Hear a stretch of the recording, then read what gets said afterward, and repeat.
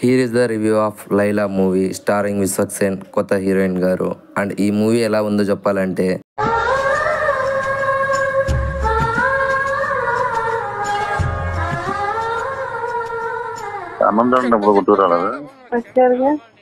కేవలం 25,000 ట్వీట్లను చూసి movie team ఎందుకు అపాలజీ చెప్పింది, ఎందుకు బైకాట్కి భయపడిందని first ఆలోచించా.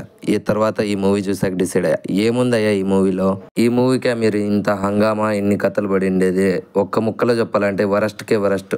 Full vulgar dialogues and full body shaming dialogues and ఈ క్రింజ్ కామెడీని అయితే తట్టుకోలేకపోయాను నేనైతే. అండ్ మూవీ స్టోరీ లైన్ విషయానికి వస్తే, సోను అనే మన మేకప్ ఆర్టిస్ట్ కొన్ని సమస్యల వల్ల లైలాగా మారాల్సి వస్తుంది. ఆ తర్వాత లైలా సోనుగా మారాడా లేదా, తర్వాత ఏం జరిగింది అనేది movie story line.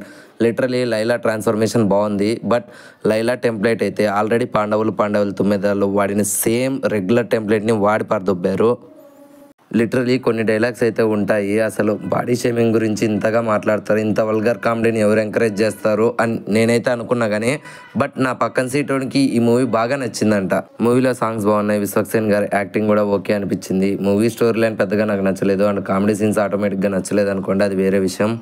And recent టైమ్స్లో విశ్వక్ గారి మూవీ ఒకటి వస్తుంది అనేది జనాలు మర్చిపోతున్నారు. సో ఆయన మంచి కంబ్యాక్తో ఒక మంచి మూవీతో రావాలని కోరుకుంటున్నాను. సో ఇట్లాంటి మూవీస్ ఎవరు తీస్తారు, అసలు ఎందుకు తీస్తున్నారని నేనైతే అనుకున్నా. కానీ బట్ వాడి డైలాగ్ అండ్ వాడి రివ్యూ విన్న తర్వాత నేను కొంచెం నా ఒపీనియన్ మార్చుకున్నా. నాకైతే మూవీ నచ్చలేదు. మీకు నచ్చుతుందో లేదో మీరే కామెంట్ చేయండి. అండ్ నచ్చిండే వాళ్ళు మాత్రం కామెంట్ చేయడం మర్చిపోకండి. నచ్చిన వాళ్ళు నాతో పాటు ఏకీభవించడానికైనా కామెంట్ చేయండి. So that's all this review guys. And ఈ లైలా మూవీ మీకు నచ్చిందో లేదో కామెంట్ చేయడం మర్చిపోకండి. మన రివ్యూస్ నచ్చితే మన ఛానల్ని విజిట్ చేసి అందులో ఉండే మోర్ వీడియోస్ చూసి సబ్స్క్రైబ్ చేసుకోవడం మాత్రం మర్చిపోకండి. Bye bye, Tata.